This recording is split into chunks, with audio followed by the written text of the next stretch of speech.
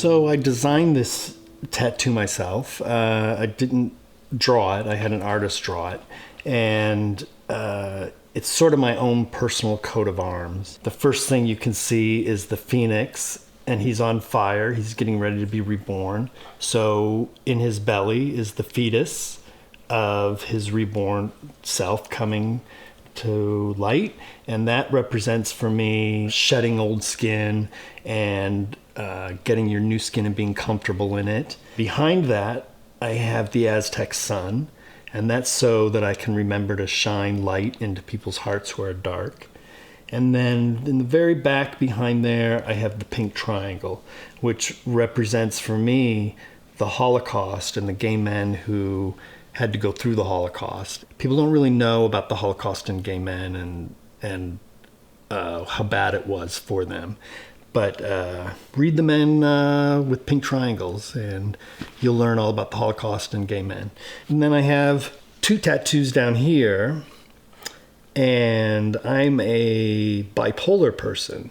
So this is my kind of rough and edgy side, and this is my clean and squeaky side. So it's sort of like the 2 parts of me, the bipolar parts of me. This one I had for 2 years up on mirrors, my office, in my car, so that I looked at it all the time to make sure that I really wanted it. This I did the same way probably about a year. This I knew instantly that I was going to put it on me. And then I come from a Navy family. I feel like I represent a little bit of my father and my brother who were Navy guys. But this is my favorite because I designed it myself. Like I said, it's my coat of arms. It's my personal coat of arms. It's not a family coat of arms, but it's my personal coat of arms. And I'm forgetting what question you asked me. Your name. My name. Jesus Louises. When my mother died, I decided that I was going to change my name to represent me and who I was. And I wasn't a part of that family. I didn't really want that name. But I didn't want to hurt my mother, so I waited till she passed away. I chose my names very carefully. I had no idea that they were really so unusual. But Cosgrove comes from a character in a book from the Buddy series by Ethan Morden. And Cosgrove was a character, a young guy in the book who needed a lot of care and attention, and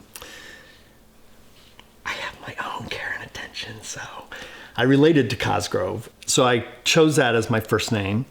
And then my middle name is Vincent, and I chose that for the one person in my life that I felt like I had a consistent, unconditional love from was my grandfather. And his middle name was Vincent, so I chose that. And Norstad comes from the book The Man Without a Face by Isabel Holland.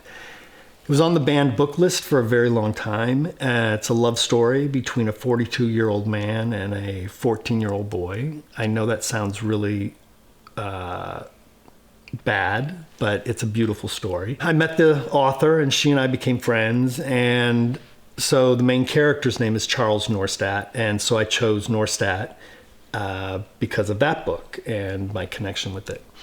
And it was the first gay novel my mother gave me. That's why I have a real connection to it. So I was probably 12 or 13 when she gave it to me. And that's about the time I wrote to Isabel Holland and told her how much I loved her book and what it meant to me. And then when I turned 18, I just flew to New York one day, deciding that I was going to have lunch with her the next day. And she had lunch with me the next day, and she pulls the letter out of her purse that I wrote to her when I was 13.